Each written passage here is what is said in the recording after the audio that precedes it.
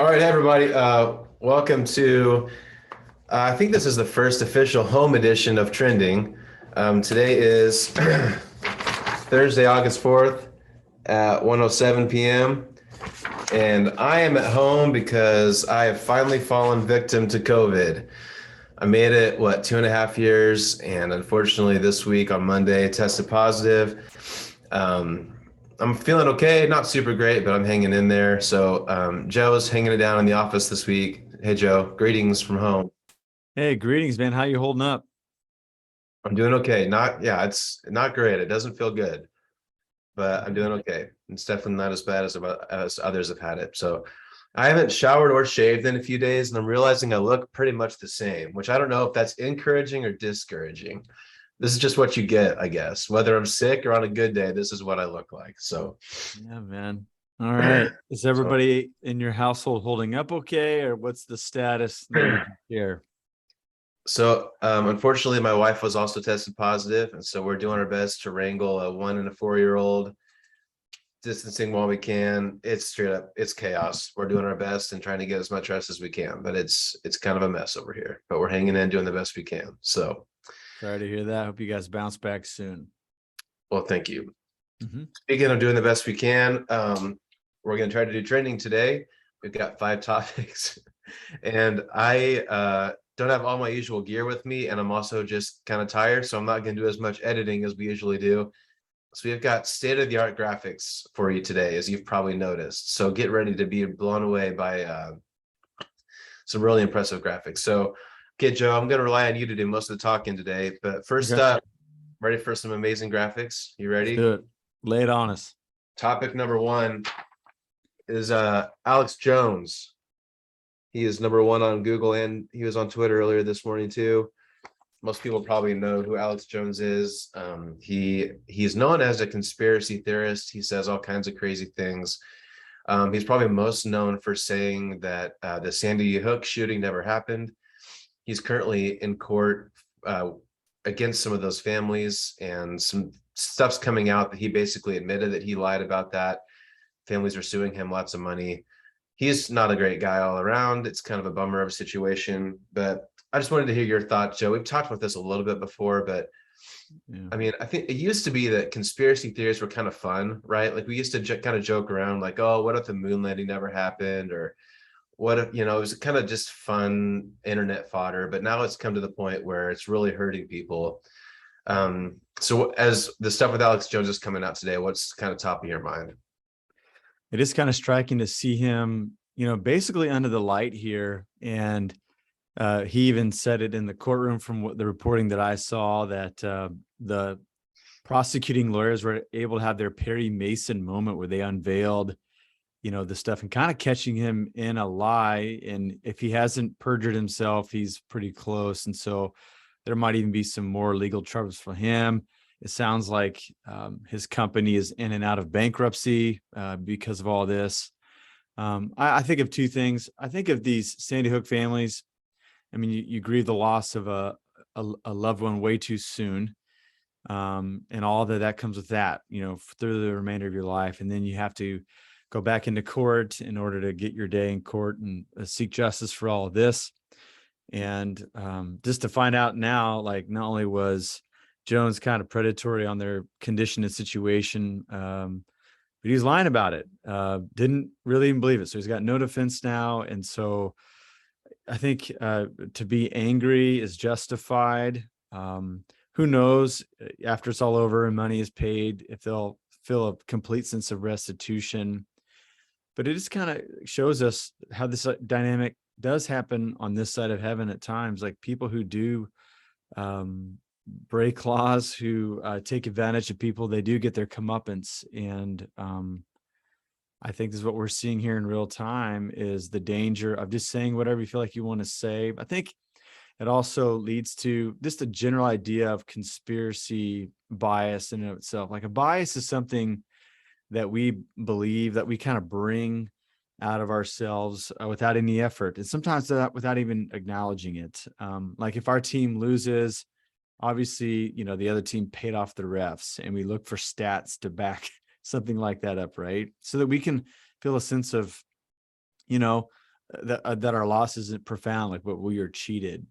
But conspiracy is different. Conspiracy, I heard one expert say, it's like a kaleidoscope, how you can continue to turn the wheel to make a picture look better than it really is.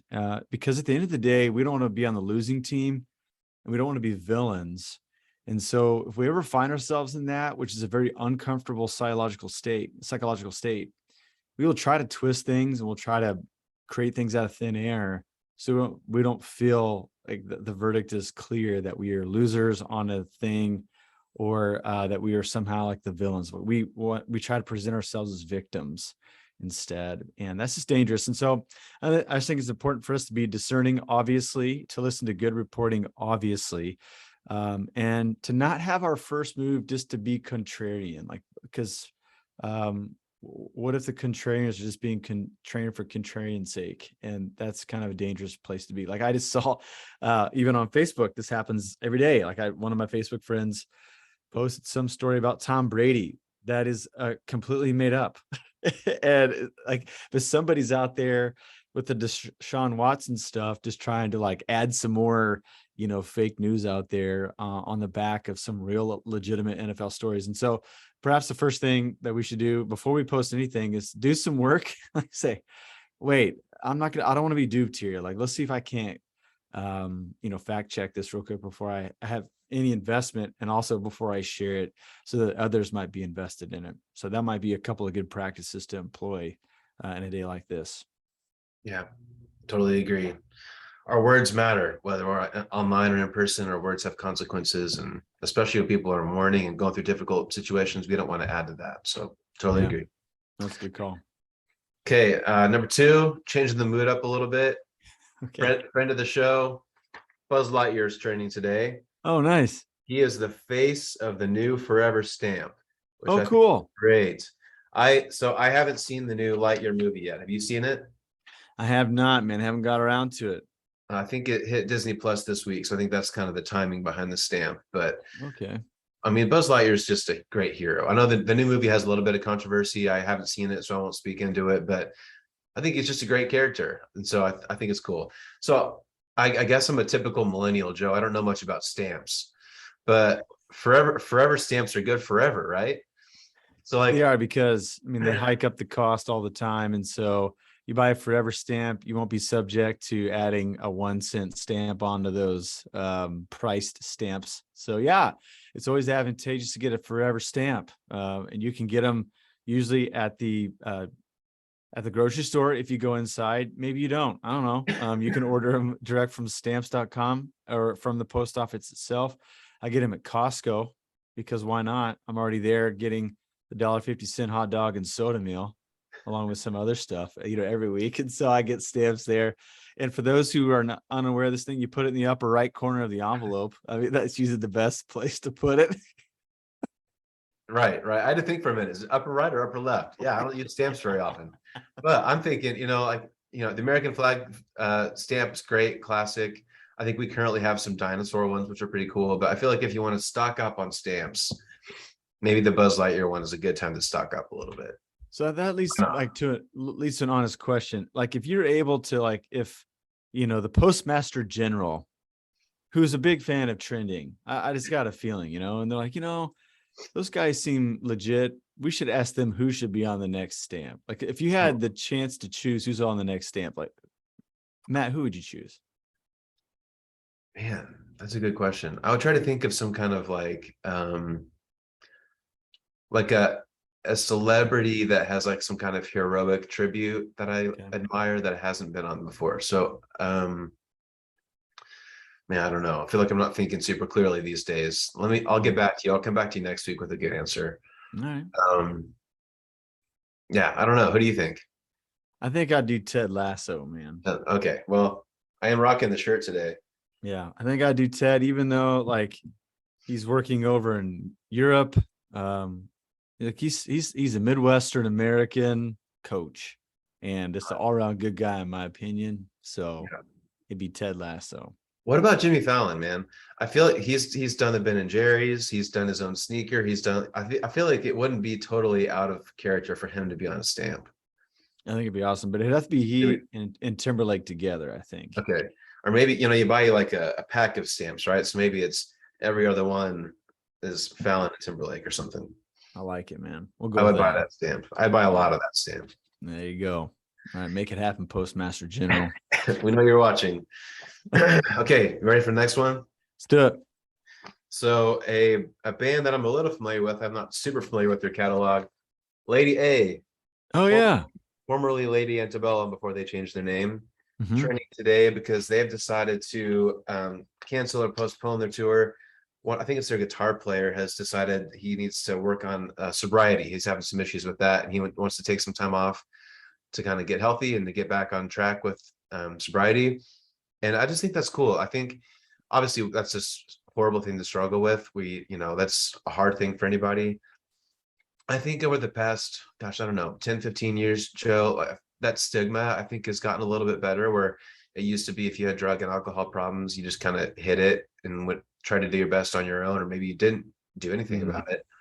But I'm glad that it seems like that stigma is going away a little bit, and it's kind of more culturally accepted to admit that you're struggling with that and get some help. Our church, we work with Hope is Alive locally, a great organization that helps people on that journey. They're actually doing a 5K in a couple weeks. I'm running a 5K to help kind of support them. So I think they're a great organization, and I'm just glad that it's becoming less culturally taboo to talk about that. And I think it's cool Lady A is doing this, to be public about it. Like, they could have made up an excuse, or they could have toured the two of them and found another. I mean, there's plenty of guitar players. They could have found someone else to play with them, but they're saying no, like, we're a band, we're a family, we're going to go through this together. And I just think that's a cool thing. So any thoughts on that? Yeah, I think you brought up some great points. I think I would just add, I mean, imagine the money that they're going to lose out on by not finishing a tour and just saying, no, we're going to invest in our friend and not continue on with what our livelihood is. I think it's good to have a support system. Obviously, you shouldn't go through it alone. And so to have advocates for you is a good thing. And I just think it's a good example for the rest of us, what they're doing, which is to, whenever it calls for like one of your friends, like, your close mate to go through and start dealing with stuff, it's good to dial in and to be that support. There's obviously, like, what's neat about the recovery community is that there's also some recovery group opportunities for people who are loved ones that are going through addiction. So, things that are acceptable and not acceptable, or like, better in relationships with all this stuff. And so hopefully they'll be able to take in some of that stuff too, because this person's probably always going to be in recovery, right? They're always in recovery. And so it's good to be aware of that. So in the long run, they'll be equipped to help this person out. So what a cool story. Yeah. It's obviously it's kind of a sad story, but I'm glad that he's taking the steps he needs to. And I think it's a cool reaction as far as I've seen online so far. So that's good. Okay, Joe, I'm always on the streaming beat. So I've got another streaming update for you. Nice. So our friends Chip and Joe, also friends of the show, I'm sure they're watching right now. Greetings, Chip and Joe. So Fixer Upper and some of their other ancillary programs are getting ready to go to HBO Max in September. Full disclosure, yesterday I was sleepy, needed something to watch, and I actually tried to find Fixer Upper and I couldn't find it anywhere. Maybe that's why HBO's fishing for it. But okay, HBO is in an interesting spot because I don't know if you can see this, but there's 3 different HBO stories trending on Variety right now. So they're getting these Magnolia shows, but a bunch of Warner Brothers shows kind of mysteriously went off of HBO yesterday. Similarly, Warner Brothers was making a Batgirl movie in the Batman universe, and they spent $90 million on it, and they decided just to pull it. They're never going to release it. What? Yeah. So there's a lot of like brouhaha in Warner Brothers land, things mysteriously taken off of HBO. I was wondering if that means that Warner Brothers is going to try to launch their own streaming platform. Nobody is saying that yet, but it seems like getting rid of Warner Brothers, bringing in Magnolia, HBO is kind of shaking things up. So I feel like there's more to come in the HBO saga, but I don't know what that means. don't you I'm excited to think watch like, Chip Show. I like Fixer Upper. okay, well, that's good. And I think Joanna Gaines is from Wichita, so that's probably why there's like a nostalgia. So I don't think anyways, I knew that. She's from Wichita? yeah, I thought so. I think there's a top 10 celebrity list. I think she lived here for a while. Okay. Well, You can fact check me on that trendingville, let us know if that's right or wrong. you 'Cause I'm- trenders out there. Hmm. Yeah, I think at the end of the day, like this whole cutting the cable thing that you millennials came up with, it's just like the vacuum's being filled. We're gonna pay $5 a pop for all these a la carte streaming services. It's gonna be the same cost that if we just kept cable. You're right. You're totally right. And they're laughing their heads off. They're like, ha, You're totally right. I'm guilty. and I'm here for it. Don't want to miss out. I have an idea. So Yeah. instead of fact checking here, let's try an experiment since I'm at home today. See if you can see my Amazon. Okay, Alexa, is Joanna Gaines from Wichita, Kansas? Here's something I found on the web. According to wealthypersons.com, Joanna Gaines was born on April 19th, 1987, in Kansas, United States of America. Okay, from Kansas. I don't know Wichita, but it said Kansas. So there you go. Yeah, I mean, so we could probably find two, but hey, man, Alexa, she let us know. And she just heard you say her name, but okay, we're good. So anyway, there you go. Real All right. time fact checking. Look at that. All right, I like it. All right, Joe, one more. We got to wrap things up. But Okay. obviously the big news around here, the big vote in Kansas this week, the yes, no for the value them both situation. Okay. I printed this one because I thought that lady's face was kind of apropos. I think a lot of people were kind of surprised by the result of the vote. Yeah. Of course, emotions are high. This is an issue that people care really deeply about, whatever side they tend to land on. As we wrap up today, Joe, just what's going through your mind, and as Christians maybe are wrestling with what did or didn't happen, what are your thoughts and what would you say to them today? Yeah, I mean, obviously, emotions were high ever since the Roe v. Wade decision was leaked, and then it was finalized, and then we had the vote for the state of Kansas. It looks like a couple of other states are going to have it on the ballot as well. Some look pretty sure in one direction, and maybe a couple in the other. I think I didn't know how this was going to go. I mean, I think being in evangelical church land, the assumption was that a lot of people would have liked, maybe more of a pro-life finality from the Christian perspective, I guess. So like the sense that I got going in was, I felt like this thing was going to go the other way, but it wasn't. So I started to just take note of the reporting. I mean, nearly every news podcast that I listened to, we were like the headline, the state of Kansas was. And I think there is a bit of I think about everybody was shocked just knowing that Kansas is a historically red state, and that pro-life tends to be on the Republican side of the Republican and Democratic divide. But when they got into like interviewing people, it was just striking to see how many people who they were personally pro-life, but they felt like the amendment may have been too much of a government involvement. And whether one feels like that's true or not, or if that was some false advertising from one side or the other, doesn't matter. I think it takes up, it only takes about 5 or 10 seconds to make up your final mind answer on how you're going to vote. And it only takes a minute or two to go vote for it. And so I think some people came in pretty conflicted. And I think it just reveals how nearly every issue is more complicated than we think.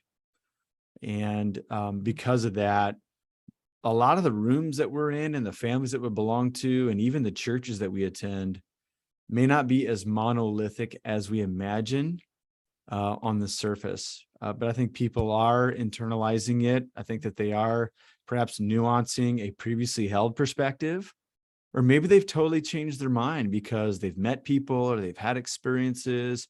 They're able to do their own research on a matter. And so I think my only takeaway objectively is this is more of a complicated issue. It's more of a nuanced issue than many of us imagine, probably. And I think number two, it's just important for us to not get overwhelmed on either side of whether we were in agreement or in a disagreement with the final vote. But it's to learn to listen, to hear out the other side, to continue to think for ourselves, and to be a little more cool-headed about it than maybe we might be led to at this point. To try as best we can to be a little bit more disciplined before we say anything, and like just to I guess ingest it a little bit more, because I think the vote revealed just how nuanced this one political issue is in our country. And I think we're going to continue to hear more about it and see some more election results and some more polling and some more commentary on it, some different attempts at legislation from different states. I think this thing is going to get more and more complicated the further we go into it. Yeah, I think you're right, Joe. Yeah, it's difficult and it's sticky. I know even people at Ridgepoint, I know have a wide variety of opinions about this. And, the the dumber, the more complicated, the more frustrating politics gets. I keep wrestling with, what does the sovereignty of God look like? We like to say that God is sovereign, God's in control, God knows what's going to happen. Like we say that all the time. And so when things are increasingly messy and divisive, like, what do you actually believe about the sovereignty of God? And how does that affect how you live? How does that affect how you vote? Those are hard. Like those are, they seem like easy questions, but I think they're really not. And so for me personally, I've been really thinking about that. Like, if I believe God is sovereign, what does that mean with this issue or that issue or this person in office or that person in office? And I think that's a good and important belief to hold. But I think it's also wise to really spend some time thinking about what that means for you and for your political beliefs, for your relationships. Because when you really put some thought into it, I think it's both comforting and also causes some questions, right? And so I think when things are difficult, even when you don't fully understand, I think it's just a good thing to hold on to and to remember. So, yeah, I think this is important. Like, I came across this quotation from John Wesley. He's 18th century church leader, started the Methodist Church, and he the way they approach politics, and maybe they had a different political milieu than we do, and so maybe we can't do apples to apples with Wesley. But people were voting, and there were, a couple different sides of every issue. And he said, if you've got a vote, cast it. His second thought was, don't demonize the political leader on the other side, the one that you're kind of trusting in. And number three, like, don't demonize people on the other side who voted on the other way of the issue. And I think all that takes a whole lot of discipline because of just how emotional this all got, and the outside funding and the attempts maybe to veil what each perspective really was, and what a no vote really meant and what a yes no vote really meant. And so it's important for us, if we do trust in the sovereignty of God, to put our whole heart into something like this on one side or the other. Now that the decision's been made, not to take a victory lap if our side won, and not to harbor resentment and revenge if our side lost, to work on that spirituality, winning and losing, and then to ask God, okay, what's next? What does faithfulness look like after this is all said and done? As now it's clear. I think that might be the best move that we can do for something like this. Yeah, that's good. Joe, I don't know what technology will hold for us, but I hope you just quoted Wesley from 1800 something? It was like 1774, I think, is when the quote came. 1774. So in 300 years, whatever technology looks like, someone's going to be quoting Joe Skillen and how to handle politics when we don't disagree in the year 2322, whatever the world looks like in 300 years. Well, I'm not sure. I mean, I don't know much, man. I'm a preacher. I'm not a politician, but I try to reap as much as I can.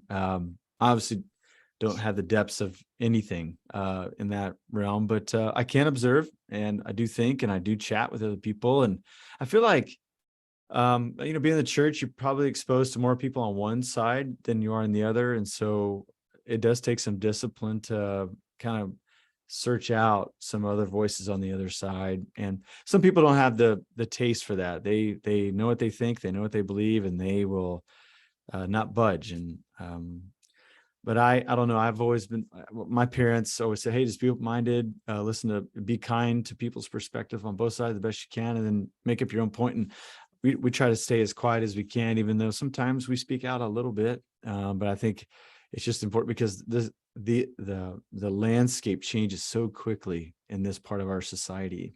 Mhm. And therefore, like, the hot takes tend to kind of don't age well, do they? I mean, Right. and so it's important for us to, as best we can, to be passionate about this stuff, but also to have a cool and calm head so that we don't have to like eat the crow and apologize for stuff later when it doesn't age well.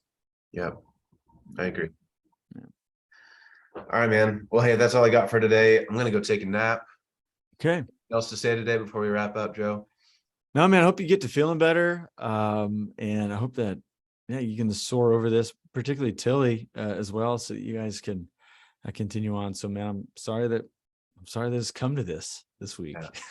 Well, thank you. But like I said, we lasted 2.5 years. I feel like it's kind of a matter of time with this deal. So Yeah. we'll stick it out and hopefully be back at it next week. So, All right. Sounds good, man. all right. Well, hey, thanks to all of you for watching. Hope you are healthy, and we'll hope to see you. I won't see you on Sunday, but maybe Joe or some other people will. See you next week back on Trending. So have a See good you next weekend, time. everybody. See you next time.